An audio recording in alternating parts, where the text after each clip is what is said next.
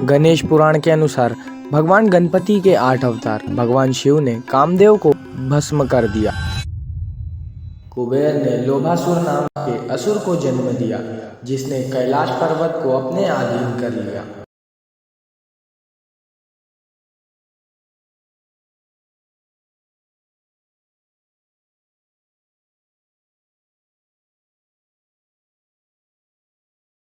मत्सरासुर नामक असुर था जो बहुत भयंकर था।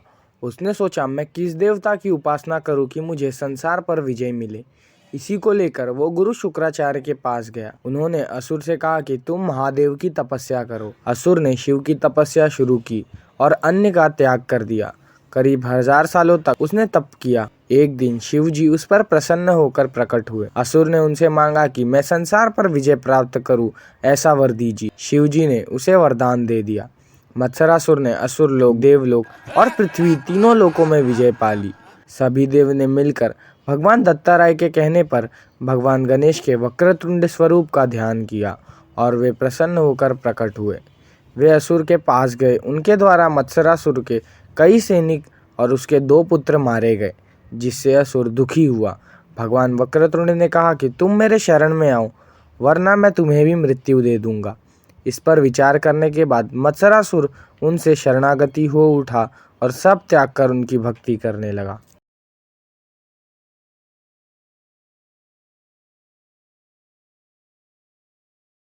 मदासुर नामक असुर था जो दैत्य गुरु शुक्राचार्य के पास गया और उनसे पूछा कि मैं ब्रह्मांड के सभी राज्य पाना चाहता हूँ, मैं किसकी तपस्या करूँ। उन्होंने कहा कि तुम माँ दुर्गा की तपस्या करो। वो असुर ने कई हजारों साल तक तपस्या की और उससे प्रसन्न होकर माँ दुर्गा प्रकट हुई। उसे वरदान दिया कि तुम्हें संसार में कोई रोग नहीं होगा और तुम्हारी इच्छा पूरी होगी। मदासुर ने लौटकर पास के नगर को अपने अधीन कर लिया और धीरे धीरे उसने स्वर्गलोक को भी अपने कब्जे में कर लिया। अधर्म करने लगा। देवताओं ने मिलकर गणेश जी के एकदंत रूप की तपस्या की और उन्हें प्रसन्न कर सब सुनाया। भगवान एकदंत के पास जब मदासुर आया तो भगवान ने कहा, तुम मेरे शरण में आ जाओ, वरना तुम्हें मार दूंगा। मदासुर ने विचार किया और उनके शरण में आए। मदासुर पाताल लोक गया और भक्ति करने लगा।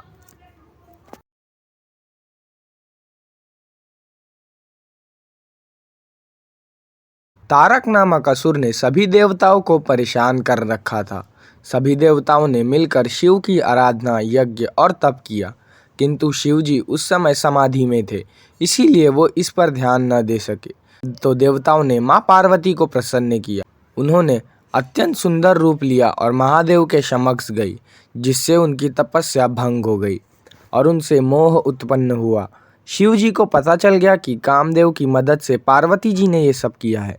उन्होंने कामदेव को शाप से भस्म कर दिया। इससे परेशान होकर कामदेव ने गणेश जी के महोदर रूप की आराधना की और वे कामदेव से प्रसन्न हुए और कहा कि तुम द्वापर युग में कृष्ण के पुत्र प्रद्युम्न के नाम से जाने जाओगे।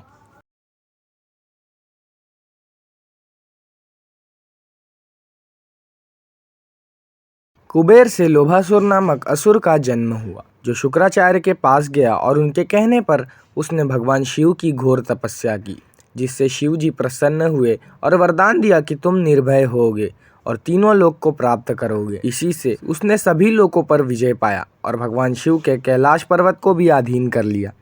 सभी देवताओं ने मिलकर भगवान गणेश के गजानन रूप की आराधना की और उन्हें प्रसन्न किया।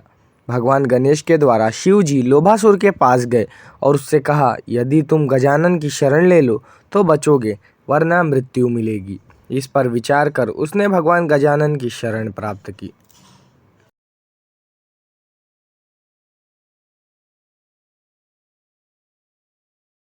भगवान विष्णु के मोहिनी रूप से जब शिव जी मोहित हुए, तब उनके शुक्र से जन्म हुआ क्रोधासुर नामक असुर का, जो शुक्राचार्य के पास गया और उनसे विमर्श लेकर उसने सूर्यदेव की तपस्या की, जिससे वे प्रसन्न हुए और क्रोधासुर को वर दिया, तुम ब्रह्मांड के राजा बनोगे। क्रोधासुर ने अपने अधर्म से धरती, बैकुंठ और कैलाश पर्वत को अधीन कर लिया। इसीलिए सभी देवता ने लंबोदर अवतार की तपस्या की और उन्हें प्रसन्न कर सारी बात बताई। वे क्रोधासुर के पास जाकर उसे बहुत समझाया और कहा कि तुम शिव के अंश हो, इसीलिए भक्ति करो। क्रोधासुर पाताल लोक चला गया और भक्ति करने लगा।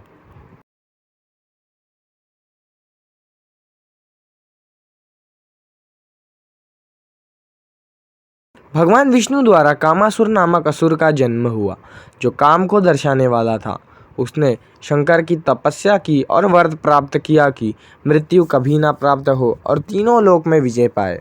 उसने शक्ति से स्वर्ग और पाताल लोक पर विजय पा ली। सभी देवता ने गणेश के विकट अवतार की उपासना की, उन्हें प्रसन्न किया। शुक्राचार्य ने कहा था, अगर भगवान तुमसे युद्ध करने आए तो उनकी शरण ले लेना। ये सोचकर कामासुर ने भगवान विकट की शरण ले ली।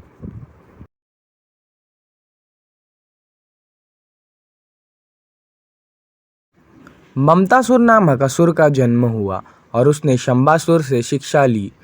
उसके कहने पर भगवान विघ्नराज की तपस्या की और वर प्राप्त किया कि तीनों लोक को प्राप्त करे और कोई उसे परास्त ना कर सके। उस असुर ने विष्णुलोक, शिवलोक को भी अधीन कर लिया। सभी देवता ने मिलकर भगवान गणेश के विघ्नराज रूप को प्रसन्न किया। भगवान विघ्नराज ने ममतासुर से युद्ध किया और आखिर में ममतासुर ने विघ्नराज की शरणागति ले ली।